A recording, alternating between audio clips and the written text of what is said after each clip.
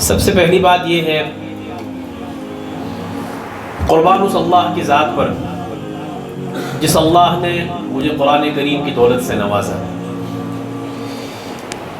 میرا رواں رواں، میرے جسم کا ایک ایک عضو اپنے اللہ کے حضور سجدہ ریز ہو تو بھی میں اللہ کا شکر ادا نہیں کر سکتا کہ اس اللہ نے مجھے اس کے کلام کو اپنے سینے میں محفوظ رکھنے کی اور یاد کرنے کی توفیق عطا فرمائی۔ اس میں سب سے بڑا میرے اللہ کا کرم ہے اور میرے والدین کی محنتوں کا نتیجہ ہے۔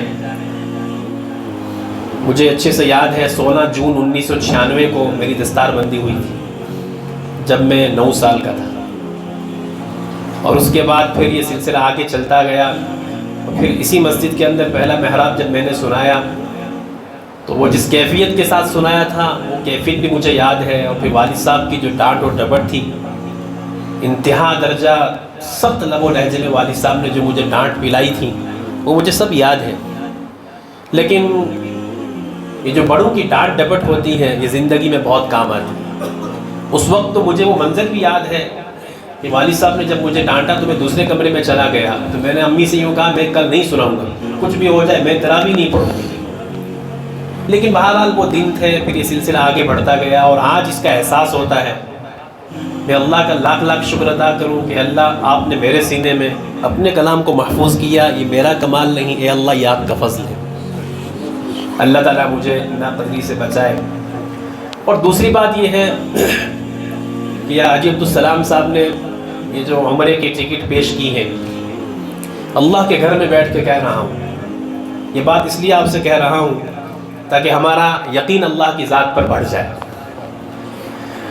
چونکہ نبی علیہ الصلوۃ والسلام نے فرمایا ادعوا اللہ وانتم موقنون بالاجابہ، تم اللہ کو اس حال میں پکارو کہ تم اللہ کو پکارو یقین کے ساتھ کہ اللہ تمہاری پکار کو سنے گا۔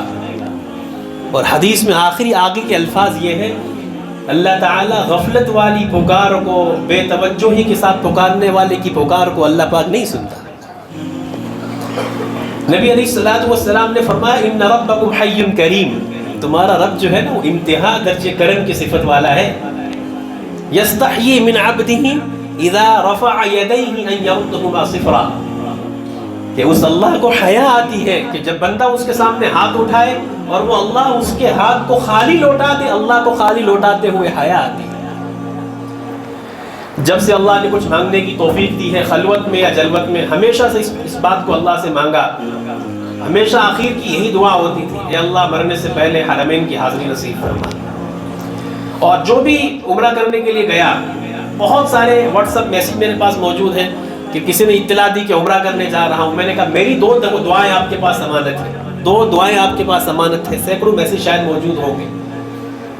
ایک امانت کی دعا یہ ہے، ایک دعا آپ کے پاس امانت یہ ہے کہ یہی دعا کہ آپ وہاں حرم پاک میں کعبۃ اللہ کے سامنے میرے لیے دعا کرنا، اللہ پاک مجھے مرنے سے پہلے حرمین کی حاضری نصیب فرمائے۔ اور دوسری دعا یہ ہے کہ جب موت آئے تو اللہ ایمان کامل پر موت نصیب فرمائے۔ ہر ایک کو یہی دعا کے لیے کہا، تو یقین تھا اسباب نہیں ہے تو کوئی مسئلہ نہیں ہے، اللہ کی ذات مسبب الاسباب ہے۔ تو یقین بڑھ گیا کہ میرا اللہ پکار کو سنتا ہے۔ جب اس نے کہا ہے اجیب دعوت الداعی اذا دعان فلیستجیبوا لی، ہے نا، تو میرا اللہ مجھ سے یوں کہتا ہے کہ تم مجھے پکارو میں تمہاری پکار سنوں گا۔ ان اللہ لا یخلف المیعاد، اللہ پاک اپنے وعدے کے خلاف نہیں کر سکتا۔ اس لیے یہ نظام میرے اللہ کے چلانے سے چلا، ان کے دل میں اللہ نے یہ ڈالا، میرے وہم و گمان میں بھی نہیں تھا یہ، لیکن بہرحال دل میں ایک تمنا تڑپ تھی، اسی لیے نظام چلتا ہے اس کے چلانے سے اللہ نے ان کے دل میں ڈالا۔ اللہ تعالیٰ ان کو اس کا بدلہ اپنی شایان شان مرحمت فرمائے۔ اللہ پاک اس کا بدلہ بہترین دارین کی سعادتوں کی صورت میں اللہ انہیں مقدر فرمائے اور ہر قسم کی خیر انہیں نصیب فرمائے۔ اس لیے پہلا پیغام تو یہ ہے کہ دعا ایک تو دل سے مانگی جائے، دعا وہ کیفیت سے مانگی جائے جس کو قرآن نے کہا ادعوا ربکم تضرعا وخفیا، کہ اپنے رب کو پتہ کیسے پکارنا چاہیے، تضرعا عاجزی کے ساتھ، وخفیا اور چپکے چپکے۔ اصل دعا تو یہ ہے، دعا کی روح تو یہ ہے۔ اللہ ہم سب کو معاف کرے، ہماری اکثر دعائیں یہ ایسی ہوتی ہیں، ہم ایسے ہاتھ کر لیتے ہیں، کبھی مشرق کا سوچ رہے ہیں، کبھی مغرب کا سوچ رہے ہیں، کبھی کسی اللہ معاف کرے بسا اوقات دل بھی غافل ہے، دل میں کسی کے تعلق سے برائی تک ہے اور اللہ کو اپنے دکھڑے سنا رہے. اللہ نہیں جانتا کہ دل میں کس کے لیے کیا لے کے آیا ہے اور مجھے آ کر کے اپنے دکھڑے سنا رہا ہے. اللہ تبارک و تعالی ایسی دعا نہیں سنتا. اس لیے یقین رکھیے اللہ سنتا ہے اور اللہ تبارک و تعالی قبول کرتا ہے، لیکن اللہ بندے کی طلب اور تڑپ کو دیکھتا ہے کہ کون کس طرح اللہ کے سامنے مانگتا ہے. قرآن نے کہا امن یجیب المضطر اذا دعا، کون ہے مضطر کی، مضطر کے معنی مفسرین نے لکھا ہے بے بس اور بے کس، جو بالکل بے بس ہے، جس کا کوئی سہارا نہیں ہے. کون ہے وہ ذات جو اس بے بس کی سنتا ہے، اذا دعا، جب وہ اس کو پکارتا ہے، ویکشف السوء، اور اس تکلیف کو دور کرتا ہے. کوئی نہیں سوائے ہمارے اللہ کے. اس لیے ہر حال میں اللہ سے مانگیں، دل کھول کر کے مانگیں اور خوب لجاجت کے ساتھ مانگیں، عاجزی کے ساتھ مانگیں، اپنے آپ کو اللہ کے سامنے خوب ذلیل کریں.